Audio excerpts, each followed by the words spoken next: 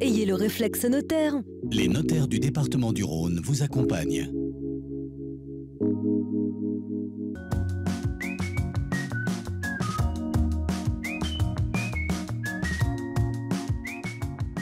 Bonjour à tous et bonjour Maître Chanceau. Bonjour Jean. Alors la question du jour, c'est comment aborder un remariage. La première question que j'aurai, c'est quelles sont les conditions pour pouvoir se remarier?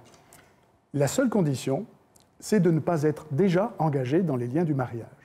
Il faut donc être soit divorcé, au moyen d'un jugement de divorce devenu définitif, ou veuve ou veuf. Alors l'autre question, c'est si moi je suis déjà pacsé, est-ce que je peux me marier?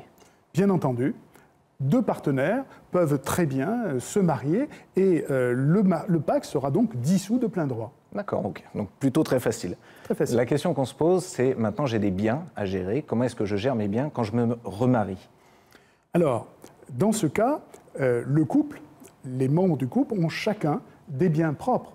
Dans le régime de la communauté, ce sont les biens qui étaient possédés avant le mariage ou que le conjoint acquiert à titre gratuit dans le cadre d'une succession ou de donation. Dans le cas du régime de la séparation de biens, ce sont les biens qui sont acquis seuls ou dans le cadre de l'indivision.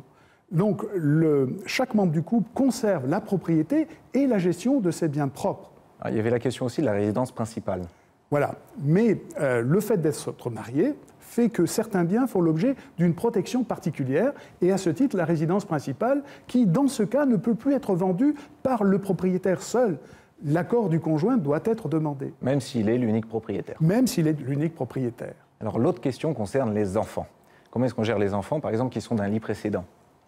Alors, lorsqu'il y a des enfants d'un lit précédent, eh bien, le couple doit se poser la question de savoir quelle protection il entend donner à son conjoint.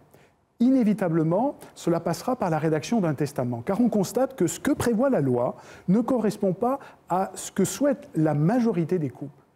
Notamment, la loi prévoit qu'en cas de décès, le conjoint survivant recevra un quart du patrimoine dépendant de la succession.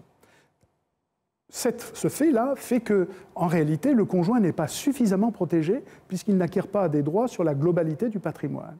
Et par ailleurs, cette transmission du quart fait en sorte qu'il existe une transmission du patrimoine d'une famille à l'autre, ce qui n'est pas souvent souhaitable. Il y a une famille qui peut se faire léser.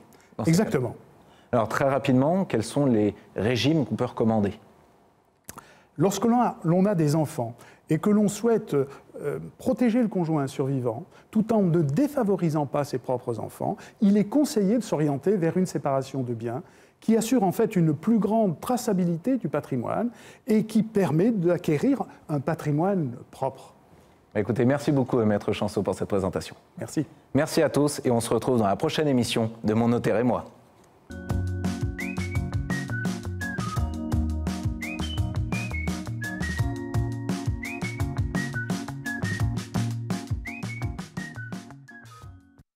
Ayez le réflexe notaire. Les notaires du département du Rhône vous accompagnent.